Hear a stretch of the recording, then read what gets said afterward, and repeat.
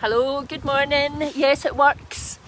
It's me, Lindy, here in Inverness, and if you were watching yesterday's videos, you'll see I'm on my way up to the Outer Hebrides, and I'm heading up there today. I'm just going up to Ullapool, catch the ferry over to Stornoway, but a couple of wee stops this morning. My first one was the largest second-hand bookshop in Scotland, which was very nice. It's got a great big fire in the middle of it, a big open fire in the middle of it. It didn't have it on, but a big log fire, I should say. But this is my second stop. This is the haunting, eerie Munlochy Clootie Well, just outside Inverness. And I really wanted to come here and make a wee video, not just for I Do Ceremonies, but for my other pages, my Aunt page. Because as you can see all around me, there are bits of cloth, or cloot as we call them in Scotland. Cloot just means a piece of cloth. When I was a wee girl, my mother would say, your face needs a good cloot round it, meaning your face is dirty and it needs washed with a cloth. And so cloot just means cloth. And so in Scotland we have these Clootie Wells. And you get them elsewhere. Down south they're called rag whales, but up here they're called Clootie Wells, and I think in Ireland they're called Clootie Wells. But a Clootie Well is always where there's a natural spring. So you can see behind me here that there's where that wee hole is, there's a natural spring coming out there. And wherever there's a natural spring, there's life, isn't there? There's trees and there's bushes, and so there would usually always be a tree beside it. And in ancient times, and we are going back thousands of years, the people who lived in these communities would see these wells as being sacred, these places as being sacred. And so if somebody in the family was unwell, had some sort of illness or ailment, what they would do is they would come here and they would bring a piece of clout that person wore, because they would believe that it was infected with whatever the person was infected with. And they would come here, they would dip the cloth or the clout in the well to purify it, and then they would tie it onto the branches of a tree and they would offer a prayer, with the idea being that as the elements, which they're out in force today, the rain spirits and the wind spirits, as they broke down the clout, as they broke down the natural fibre in the clout, then the illness would be broken down and it would disappear.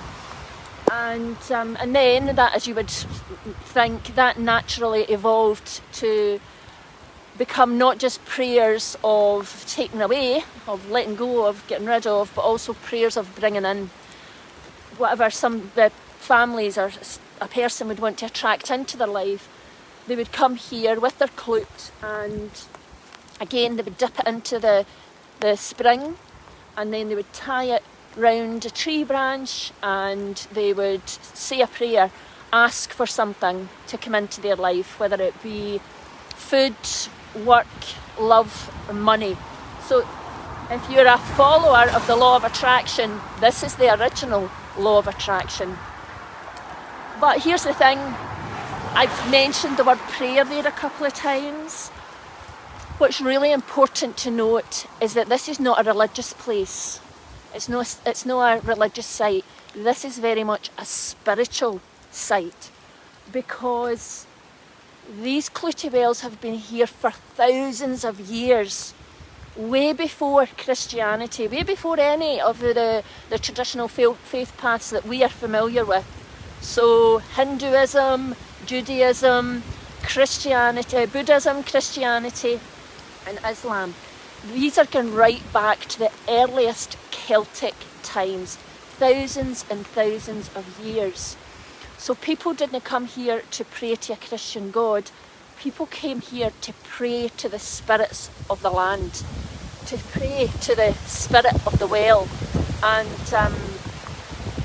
to ask those spirits that they, if we go back these thousands of years, when people lived off the land. So the land gave them food and it gave them shelter. So of course that's who they're going to worship, that's who they're going to pray to.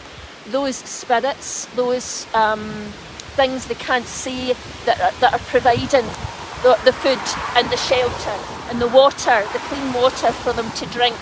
Sorry, we're just beside the road here.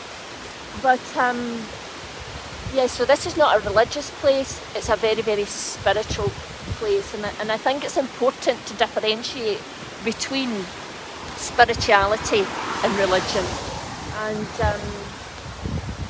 I can see somebody's left a mask here, can you see it?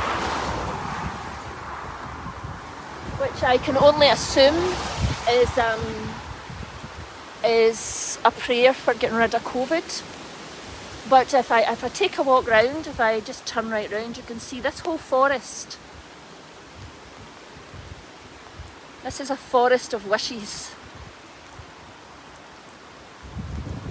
And you can only imagine that, and these are all sort of far more modern, of course, but you can only imagine the prayers that have been said here, and the people that have come here, as I say, for thousands of years to ask the Ayont for help.